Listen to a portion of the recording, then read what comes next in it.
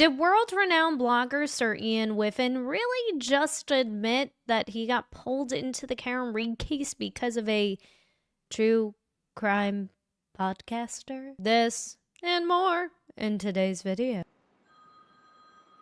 Turn that phone off or step out. Hello, and welcome back, roommates, to another titillating edition of Alexasrewm, where we are not lawyers, we are not medical professionals, and we are not law enforcement. We are just people who have opinions about all things going on in the true crime community, including world-renowned blogger Sir Ian Whiffin, taking a page straight out of the McAlbert Playbook with his very own redemption tour. Why were you brought into this case?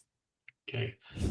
So I initially got involved in this case after a true crime podcaster contacted Cellebrite asking for clarification. Oh, you mean the podcast that ended up charting somewhere between white noise and ham radio static? So everyone and their mom has literally been talking about this interview since it was posted up on Cellebrite's YouTube channel on Friday. And as you can imagine, it didn't take many folks that long to distribute their loads, and by loads I mean their opinions about this interview, pointing out this isn't exactly the first time or variation Sir Ian's told his How I Got Here story. September of 2023, at some point in that month, were you contacted by the Norfolk District Attorney's Office and the State Police in regard to this case?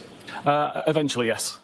Initially, I was contacted by a member of Cellebrite. It was actually one of the public relations managers at Cellebrite who reached out to me or to my team because he'd heard about this case and about the confusion regarding a timestamp and requested if we could look into it and find out what the confusion was and how we could respond to it. At that point, I contacted the investigators to get more details. Did you learn that a consumer had called about a question relative to a report produced by the software?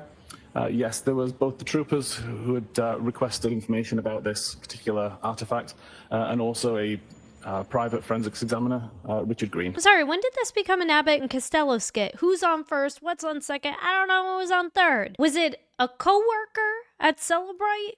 Was it Richard Green?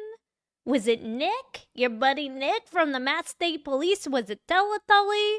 Was it M.W. Phelps? I don't know. I'm asking for a friend here. I also love how they kick off this ego-stroking TED Talk by referring to the Karen Read case as a super onion. Like it's so complex that us mere commoners can't possibly comprehend its many layers. This case is like a super onion with so many layers. The more you peel back, you're like, what is actually happening? I'll take whatever you're smoking, but this seems to be the least complicated onion I've personally ever had to peel, babe. John O'Keefe was not hit by a car. And Jen McCabe, who was inside of the house and was texting John O'Keefe as he was rolling up to 34 Fairview, and as he was walking up to get inside of 34 Fairview, also Googled how long to die in cold.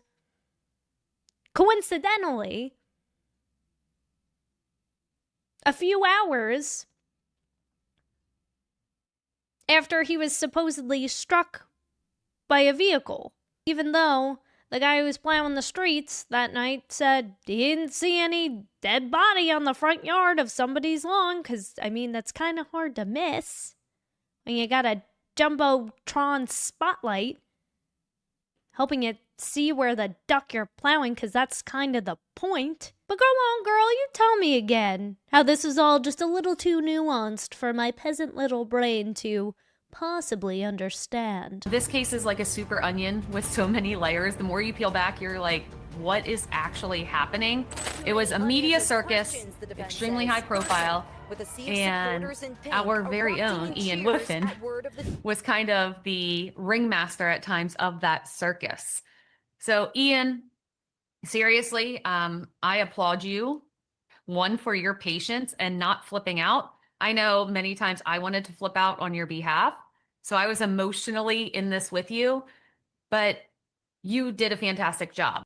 I was emotionally invested with y'all. Why is this giving Christina Rex Paul O'Keefe interview post-trial 1 level thirst. She went upstairs and started gathering her belongings, and the next thing you know, they were gone.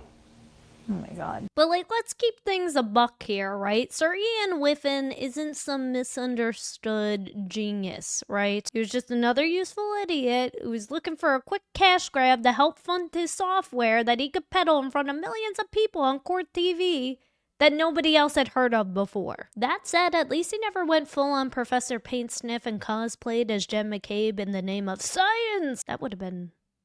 Can you imagine this man wearing a Lululemon puffy jacket, holding an iced coffee, yelling at some random kid's soccer game? I think I'd have to call the Vatican. So you'll notice, too, that there are absolutely no comments on this video. Not one. Which, of course, has the entire internet putting on their speculation goggles, suggesting that some poor unpaid intern is hunched over a Dell from 2008, manually deleting every single negative comment that comes their way. But more likely than not, what has happened is whoever set up their YouTube filter list went full on North Korea and probably banned every single word out of Yuri's dictionary. Do you know what the word theory means? I'm sorry, English is like a third language for me, so if you can bring up the Webster's Dictionary, I can read it out. But seriously, I don't get why they just didn't turn the comments off to begin with. I know Court TV is pretty notorious for doing that, and so are so many other media outlets, but probably even the positive comments that have come through, if there's any words of Ian and Whiffin and Cellebrite or anything like that, it'll automatically get deleted. So wish it was a little bit more juicier goss than that, but that is probably more than likely what happened in regards to that. That said, you'll be completely unsurprised to hear his answer about why this updated version was used to explain away Jen McCabe's How Long to Die in Cold search. That timestamp is not necessarily the time the page was visited. It could be before, it could be after, but it's irrelevant to the actual URL. So based on that, we updated our decoding to remove any kind of confusion and to ensure that, you know, we give you the web page that was visited, but we can't say that this is the time. So we just remove the time altogether because we don't. And I think that's way better. And something I wanted to comment to some of the social media trolls who have zero digital forensics knowledge in their bodies, but think they know better than our very own Ian Whiffin. Tools cannot be static in nature. A static tool should never be used in a forensic lab ever because technology is constantly changing. These apps change, browsers change, and we adapt to it. So we have to just keep the research going and keep feeding our tools and making them better. It sounds like you're stroking more than just his ego. Jesus. I mean, he talks about the fun bit. Is this the fun bit? Oh my god. But yes, of course, us trolls understand that technology evolves. And as it evolves, it gets smarter and better and faster and more efficient. Hello, what do you call AI? But you realize by also saying this, Cellebrite, that you're openly admitting that any previous version of Cellebrite that any law enforcement agency has used in the past to potentially secure a conviction may now be arguably null and void. I just can't believe they're willing to die on this hill for this buffoon, building him up to be God's gift to digital forensics. Meanwhile, he really just sounds like a dude who still burns CDs. I'm surprised he hasn't gotten the shine back out. No, I'm just a troll. So what you're really saying, Ian, is that Cellebrite chose to make the tool better for users, and we weren't trying to be some part of the giant conspiracy of Karen Reed. Oh, absolutely. Yeah, I mean, we would never modify our decoding or our tool for any other reason than to do what we think is forensically best. We want to give the users the information that we believe is accurate. And in this case, this particular artifact is super easy to validate. You can get any test device and test this out yourself.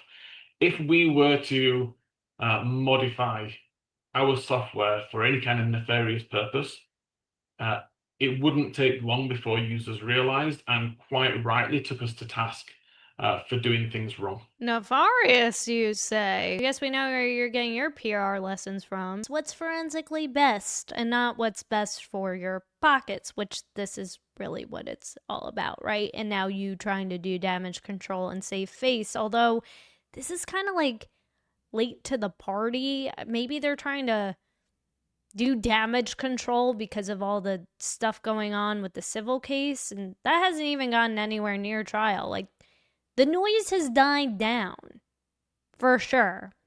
Obviously not for the people like me who are still following this case and every aspect of it very closely, but the general human population has already moved on to the next thing, and now you're like, hey, hello, let's bring attention back to this. I am no PR expert, but I feel like sometimes the best thing you can do is to just not say anything at all. Next up, part 2. Oh, Jesus Christ. There's gonna be a part 2 of this? Who wants a part 2 of this? We're going to discuss testifying in court. Best practices, how to be cool and calm and collected like Ian himself, especially in a case like this that is so conspiracy driven, where there are people that firmly believe one way or the other. They were willing to like put themselves out there on the line for, is she guilty, is she not guilty? We're also gonna have some fun. What does being cool, calm, and collected in court, like this douche canoe, have anything to do with the product itself? You realize when people subscribe to your channel, they want to hear about the product, what updates, what features. If I'm going to an Apple Expo to learn about the new iPhone drop, I don't want to hear them talking about, here's how you can testify in court. This conspiracy that you keep referring to, there are more people who believe that to be the truth than not. The jury foreman, following the trial, stated, oh, I think there's more to the story. I think John O'Keefe, who, you know, is the guy who died, who would forensically benefit from you not lying or creating new versions of software to remove evidence, allegedly, from somebody who was a witness to the crime, said, I think there's more to this unaliving, this death. I think it should be investigated again. We wait with bated breath for part 2, so I guess if you want to stick around for that, hit that notification bell, and I'll shoot you an update as soon as part 2 drops. But until then, thanks so much for watching.